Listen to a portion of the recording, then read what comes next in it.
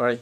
Hi everybody, this is Matt Reisinger with Reisinger Homes. Welcome to my video blog on green building and building science. I'm back again at a Barley and Pfeiffer house that I've showed you before, and I wanted to talk a little bit about the air sealing that we're doing on this house. But before I do that, let me give you a brief overview on what we're doing for insulation.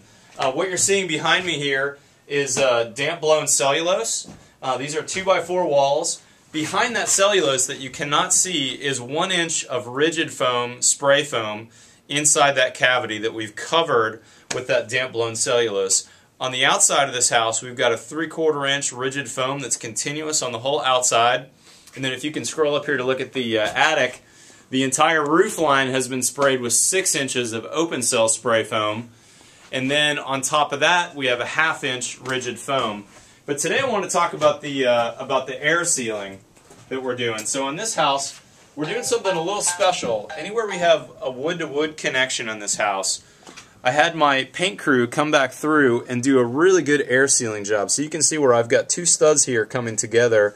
We've put a bead of a really high-quality polyurethane sealant on there, especially too in this connection down here where the subfloor, this is 1/8" plywood, is meeting my 2x4 bottom plate. We put a nice bead of caulking in those areas.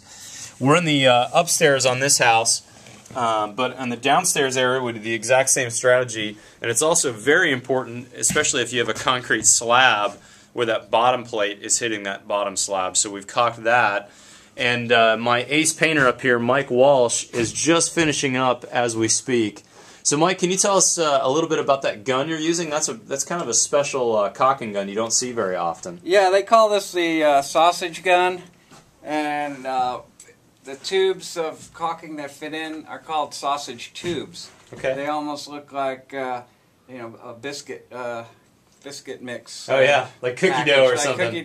Cookie dough, yeah.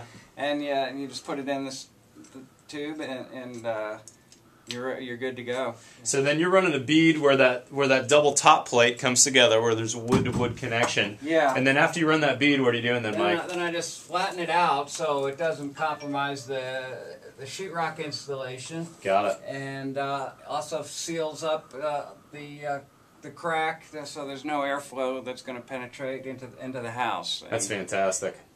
So the idea is we're trying to make as tight a house as we can, so that this is really the most insulated igloo cooler and insulated from airflow as well, and then we're going to bring fresh air when we want it to come in. Good job, Mike. Let me show you this stud over here that Mike finished already. This is several studs. We've got a heavy bearing load above us. You can see we've got like 3 or 4 studs in a row here with a huge load from the roof above, and Mike's done a great job of sealing all those and then wiping it down with this 5-in-1 gun there and making sure we've got a nice tight air seal. We're trying to get really the tightest seal we can on this house. And of course this is going to help us on a side benefit from bug infiltration and those other types of infiltrations as well. But really this is the best possible practice. Quick question for you, Mike, before you finish up. This house is probably 3,500 square feet. How many sausage packs did it take you on a house like this? Oh, we used 2 cases. 2 cases? Almost 3 cases. And there's 12 tubes per case? Yeah, 12 to a case. So that's about 36 sausage tubes and a pretty good size new construction, new home. Had we used a standard tube of caulking, how many do you think we would have gone through, Mike? Oh, gosh. Probably, twice as many? Yeah. Or more? Yeah, probably 10 cases. Yeah, probably 10 cases. And the other nice thing about this is that those sausage packs, when they're all done, they compress down. The waste and the throwaway is real minimal compared to caulking tubes where you have a very large caulking tube that gets thrown away at the end of a job. So we're trying to minimize the waste as well and really be resource efficient. Think about the things that we're using and using them wisely. So anyways, thanks so much for joining me. Very special home being built over here. Great architects, and of course it's great to work with fantastic painters and craftsmen like Mike. So have a good day, everybody. We'll see you next time.